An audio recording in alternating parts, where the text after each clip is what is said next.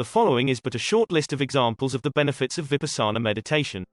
It brings one to understand the truth, both theoretically and practically, on a deeper level, for instance understanding mind, matter, the three characteristics, rapture, happiness, etc. as they really are. It gives the mind stronger motivation, effort, patience and contentment than before. It makes the mind able to sacrifice much more for the greater good of all, working without worrying about fatigue, happy to work, just the opposite of before practicing meditation. It makes one want to learn about the truth, reading books and listening to teachings more and more without feeling bored. It allows one to explain the truth much better and in greater precision than before, because one is able to explain theory, practice and fruition, each being more profound than the last, just like the great ocean. It improves recollection and memory, allowing one to memorize things well, not forgetting or confusing things that one has committed to memory. It is great wholesomeness, creating goodness every moment in which one commits to practicing or teaching someone else. It makes one not negligent, because one is recollecting of both body and mind most of the time. It means the cultivation of morality, concentration and wisdom according to the Buddha's teaching. It means following the middle way, the Eightfold Noble Path. It means following the one way, that way which has no other. It means cultivating excellence in this life, preparing one for death before one has to die. It makes one smart, understanding the fundamentals of reality, and understanding the fundamentals of everyday life better than before. It allows one to realize supramundane reality, not being stuck in mere concepts and constructs, which are merely the playground of worldlings. It makes people love one another, live in harmony together, be comfortable and friendly with each other, just like close relatives.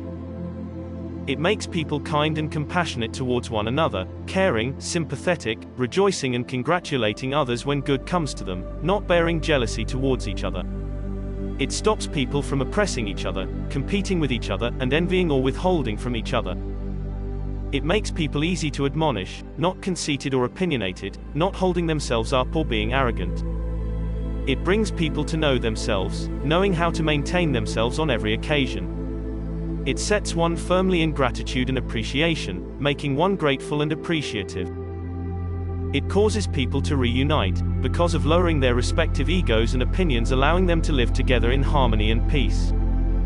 It purifies one's thoughts, speech and deeds, making one respectful, cool and calm. It allows one to obtain the 7 types of happiness: human happiness, divine happiness, meditative happiness from insight, happiness from the noble path, happiness from the fruit of the path, and happiness from nibbana, according to one's own practice or according to one's own particular character and level of excellence. It allows one to escape sorrow, lamentation and despair of all kinds.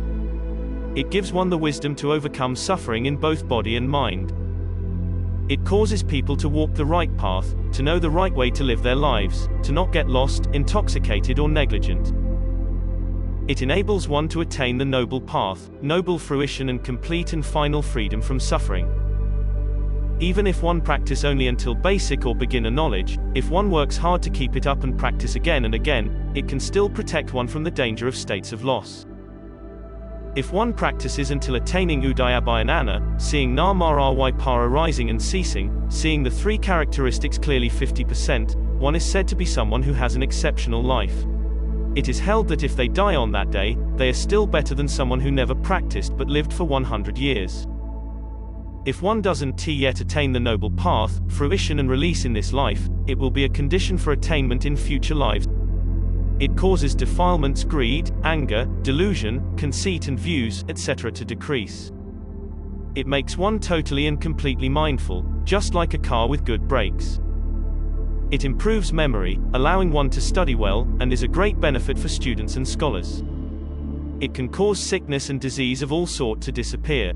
It causes one to be born in heaven. It gives one firm and lasting faith and conviction in the triple gem. It is helpful in regards to governance, in that those who have obtained training in Vipassana are easily governed, not making trouble for their peers or society at large. It protects against stupidity, since mindfulness is the tool used to fix delusion, which is stupidity, since delusion is indeed the most important kind of stupidity that exists in every individual. It makes one mindful in daily life and also at the time of death.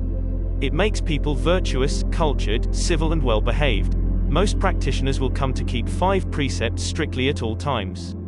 Students with poor memory or who do not well at school will find their memory improve and that they do much better at school as a result of practice. It is very good for fixing bad attitudes. Those who used to be foolish unruly, once they have gone through the practice of Vipassana meditation will once again behave themselves well. Once one has good concentration, one is assured good mental health.